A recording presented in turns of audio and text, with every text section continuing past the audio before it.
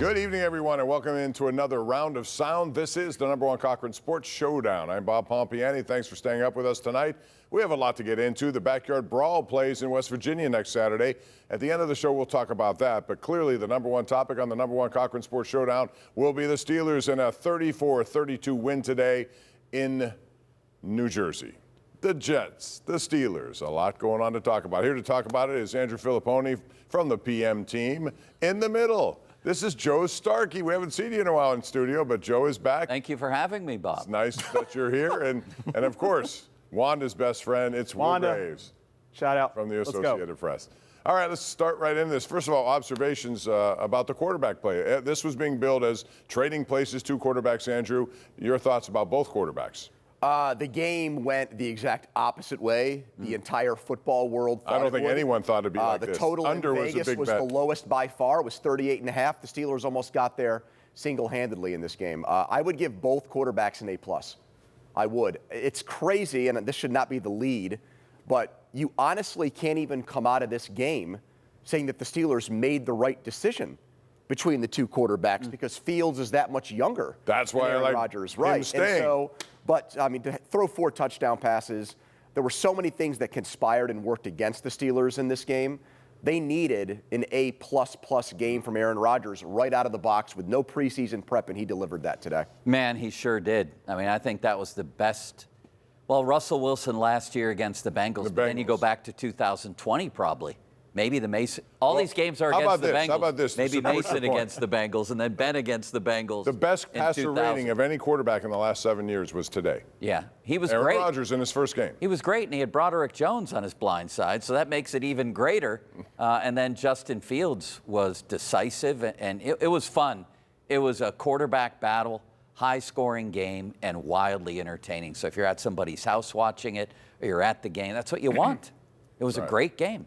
I mean, I think it's one of those deals where, like, maybe both quarterbacks benefited from the change of scenery. I mean, I think Aaron Rodgers might be better suited for where the Steelers are at right now. And I mean, what Justin Fields, he looks pretty good. But again, what happened at the end of the game? He needed to make a pass. Great play by Jalen Ramsey, but like, he couldn't take them down the field when he had to.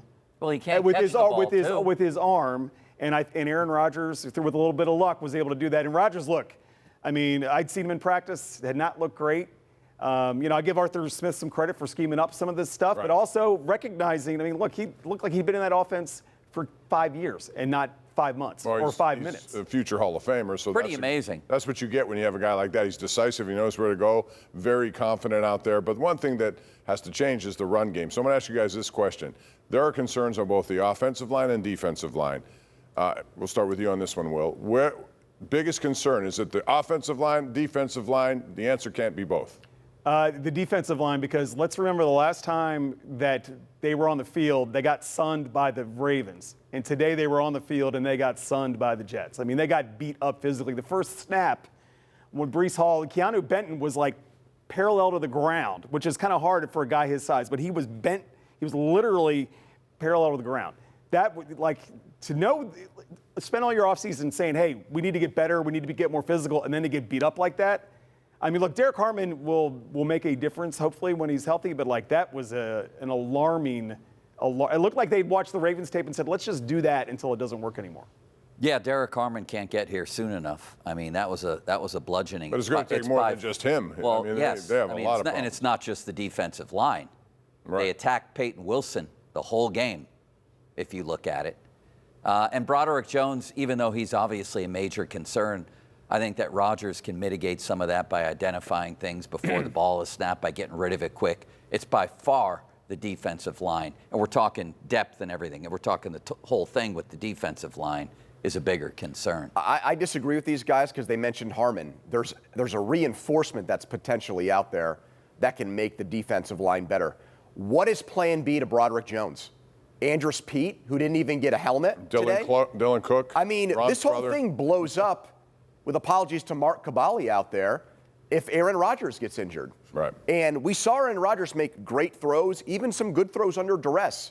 But he's also 41, soon to be 42 years old. It doesn't take much for a guy that age. Ask Brett Favre about his Iron Man streak and what Arthur Moats did to him. So he gave up 3 sacks In 4 quarterback pressures, he erased all the goodwill that he had built up in the preseason and throughout training camp. He's back to being a draft bust and a huge liability, in my opinion. Yeah, the whole but idea, they still scored 34 points. No doubt. But you don't think Broderick Jones can get Aaron Rodgers injured? I mean, he could. Well, today he got sandwiched a few times, high, low. It was ugly potentially. But you're right, it didn't happen. But it's only one game. You're going to call him a bust so far after one game at his original Bob, it's position? not one game. It's one game in a different position. He was at this position his rookie year. I understand that. What I'm saying They thought is, Dan Moore was better than him.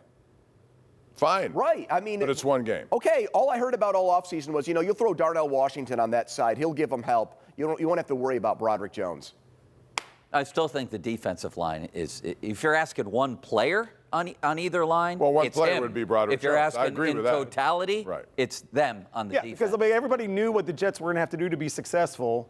Right. And Run they the did ball, it. and they did it. with ease the entire game. So like that is every team that's going to play the Steelers is going to look at that tape and look at the last 5 games of last season and say, we can run at these guys. I don't and think keep the ball out of Aaron Rodgers' hands. I don't think the 85 Bears are too worried yet, Bob, about this historically great defense. Let me get back to the O-line. With this respect, Andrew, it's a run game because the run game did not look very That's good the today. other They part got of it. We dominated. didn't even get to that. You're right. But, I mean, that's the other part of this, blocking and opening. It's not just him. It's other guys on that line, too. What did you see from the run game, and why are you concerned? Nothing. I mean, it's actually a miracle to the play action worked as well as it did today because there's no threat in the run game whatsoever. I mean, that to me is even a waste of just a half second to even do that when that running play is probably not even going to go anywhere. Offensive line couldn't run the ball in training camp against the Steelers defense. They couldn't run it in the preseason, and they couldn't run it today. That's not a good start to their season. I'm also a little bit puzzled by the running back usage. Not that that was the end-all, be-all, but I'm watching plays where Kenneth Gainwell can't pick up blitzers or pass rushers, sitting there thinking to myself, isn't that what Jalen Warren might do best as a running back? And we know he can catch the ball out of the backfield, too. So I was puzzled by, they love Kenny G, apparently, enough to just play him over the guy, Joe, they just gave money to last week. $12 million guaranteed dollars. I can't complain that much about the run game. It wasn't good today. They scored 34 points. They scored 34 points. Go look at great offenses, Kansas City's at times, New England's. You do what you have to do on a given day. In fact, today, I give Artie Smith, Tomlin, Rodgers, that trio credit for moving away from a crappy run game. That I agree with. And throwing their way to a win. That's right. Just tell me about points. And if the run game craps out next week and they lose and they don't score points, then I'll agree with you. I mean, I think, what was interesting the other day, like they gave Jalen the extension on Monday. We're talking to Arthur Smith on Thursday, and I asked him, Brooke Pryor asked him, like, specifically to basically say nice things about Jalen Warren. Why is it his time to be RB1? And he did not take the bait. He did not. He talked about all 3 guys, and actually he didn't really talk about Jalen specifically. And I think maybe I was wondering where Caleb Johnson was. He got that one play that actually helped the Steelers because he lost 2 yards and got pushed out of bounds. And it was one of those handful of plays bad teams make. The Jets gave him that play to help the Steelers get back in the game. I would want to see more Caleb Johnson before I make any decisions about this run game. We have to go to a break on that note. When we come back, we'll talk about wide receiver 2. Is the answer Calvin Austin, or do they need more help there? We'll get into that. And Cam Heyward played today, but did he get what he wanted? That's next, right here on the #1 Cochran Sports Showdown.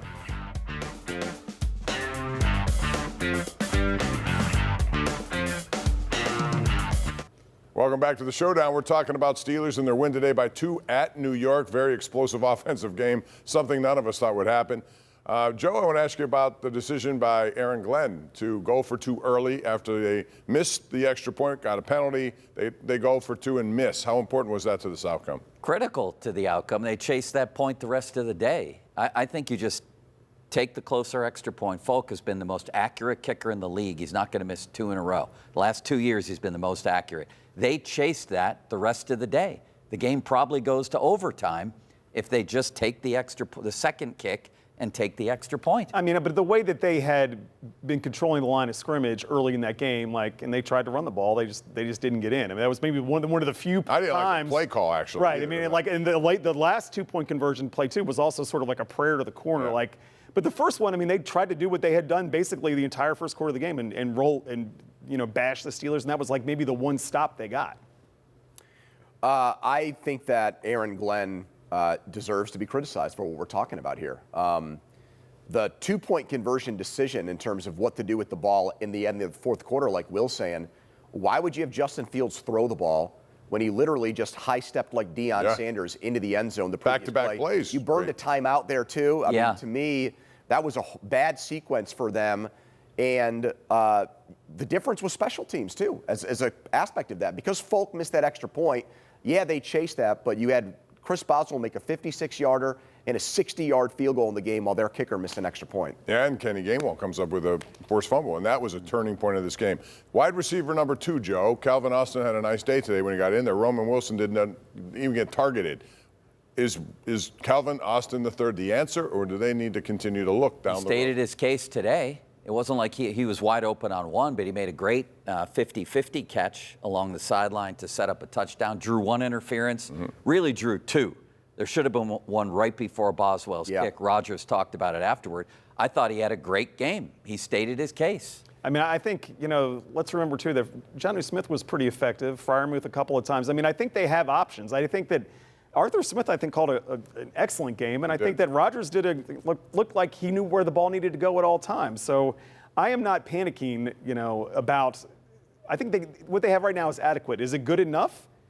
Let's check back in a month. But I mean, let's not rush to acquire somebody, because I think what we saw today was relatively promising. The interesting thing about Austin is that there was zero discussion about giving the guy an extension, and he's up for a new deal. We saw Jalen Warren get done right before the season. If the Steelers thought he was a trending up player, I'm surprised they didn't try to lock him up before the season start to get him at a bargain number. And he went out there and looked like a legit wide receiver option. The Roman Wilson thing is a little bit confounding, because right before the season started, we were getting hit over the head with, they love him, they love him, they love him, they love him. And then the game actually happened, and he was the invisible man. Seriously, he was on the back of a milk carton. Targets. I don't have the snap counts, but I didn't even see him on the field. No throws to Mount Washington either, but they did score 34, so who cares? Yeah, but eventually he should be used in the red zone. All right, I want to get to Cam Heyward. Start with you, Pony, on this one. He played, but did he get what he wanted, even though there is some money attached to it, but the money is not necessarily guaranteed. It's all signed up in incentives. No, I think he feels like, and he didn't want to talk about it after the game, I think he probably felt like he'd get some good PR back if the incentives were completely tied into team results, in team playoff success, which is the one thing he's not been a part of. And okay, the only way I eat more, get more, is if we actually do something we haven't done in a long time. Clearly that didn't happen, because people were still last night ripping him for having this protracted stalemate. Wait, you think that was his choice to go for team-related incentives? No, I don't think it was his choice, but he had to eventually accept it and take something. And I think he feels like he might win some people. But it may result in nothing. 100%. So what in the end, what did he really do here? He lost. Wasted our time is what he did. He wasted our time. More than wasted time. Ticked off a lot of people that have loved him for 15 years is what happened. I mean, he lost, and I thought this was brilliant. We talked about it Friday. Based on a deal that was done elsewhere in the league. I forget with who. Adam Schefter was talking about it, saying the Steelers should pay attention. Incentives. They don't usually do it for non-quarterbacks. This was great. I think Juwan Jennings got that. It was. But it keeps their policy intact, because there's not a contract renewal. They're not going to right, give and a new it's contract. team incentives. Right. Which is, it's as if they're saying to Cam, you're our leader. Lead us somewhere. Yeah. Let's do something as a team here. He lost, but he's won other years. He got paid a couple years ago. I don't think he gave back paychecks when he was hurt, did he? Some years you win, some years you lose. The Steelers won this one. I thought this was brilliant. I mean, it was just, the whole episode was just tired and predictable. I mean, we were joking this week. When was the leaked tweet going to come out? What time, Saturday night, or would it even be at like 11 o'clock right before they take the field on Sunday?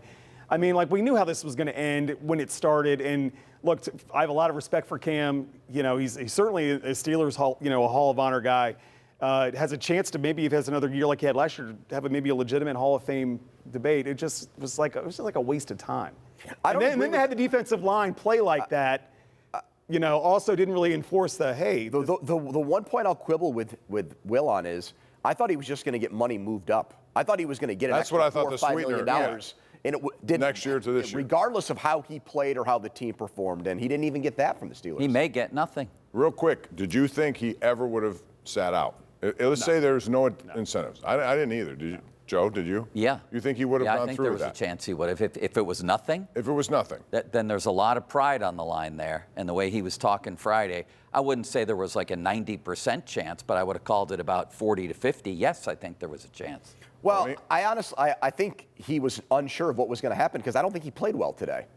And I think that he seemed all for the last month like a guy whose body might have been getting ready to play, but I don't think his head's there yet. And maybe it gets better next week and as we move on, but I think this whole saga took a big-time toll on him. Big win for the Steelers today. Now they come home for Seattle. We'll talk a little bit about that. Surprises around the NFL, and then after that, we'll get into the backyard brawl coming up on Saturday. All next on the #1 Cochran Sports Showdown.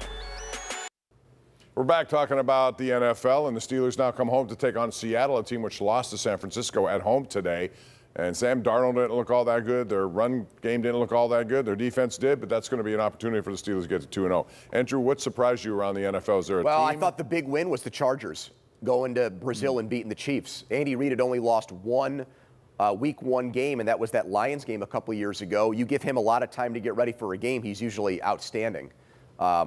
Mahomes, I think, in openers was 21 touchdowns to 2 picks.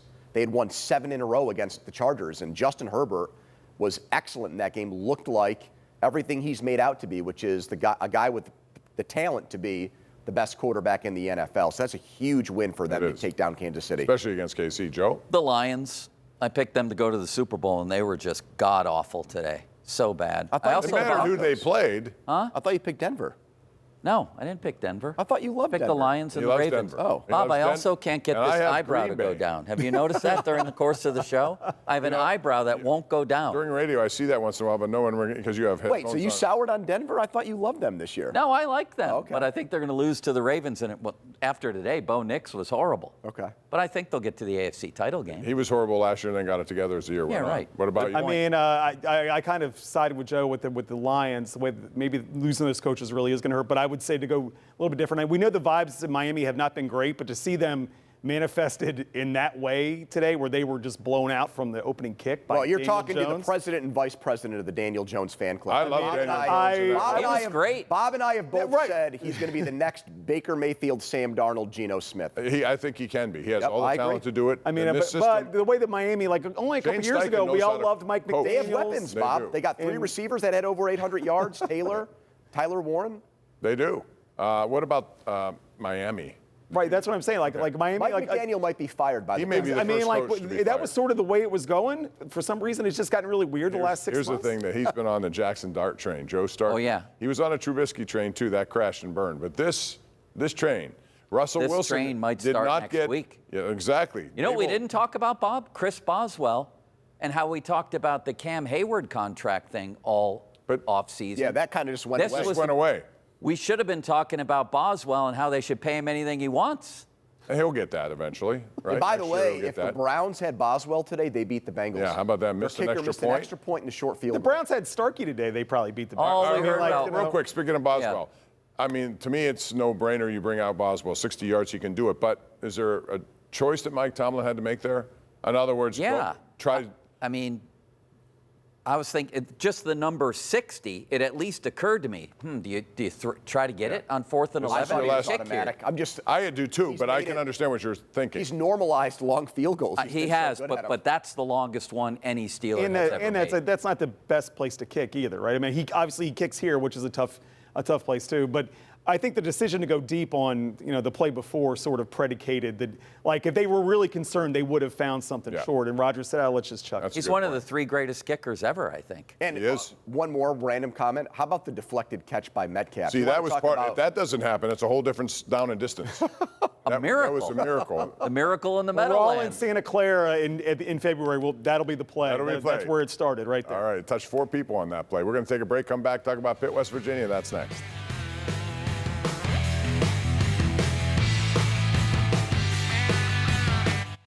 Coming up this Saturday, it's Pitt, West Virginia.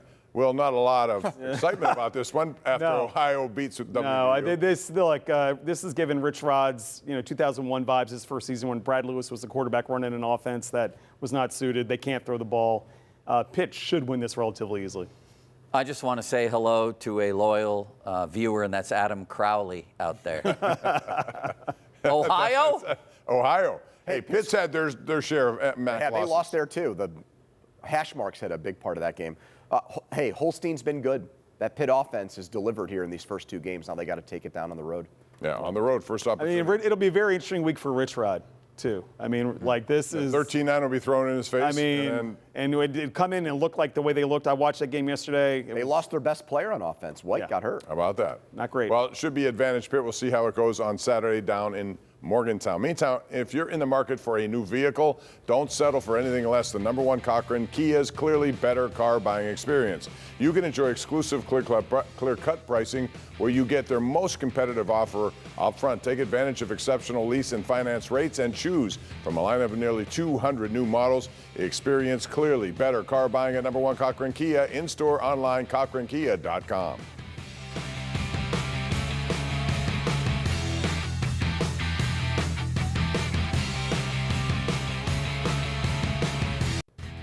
All right, before we go, prediction time. Pittsburgh, Seattle next week. Steelers 73, Seahawks nothing.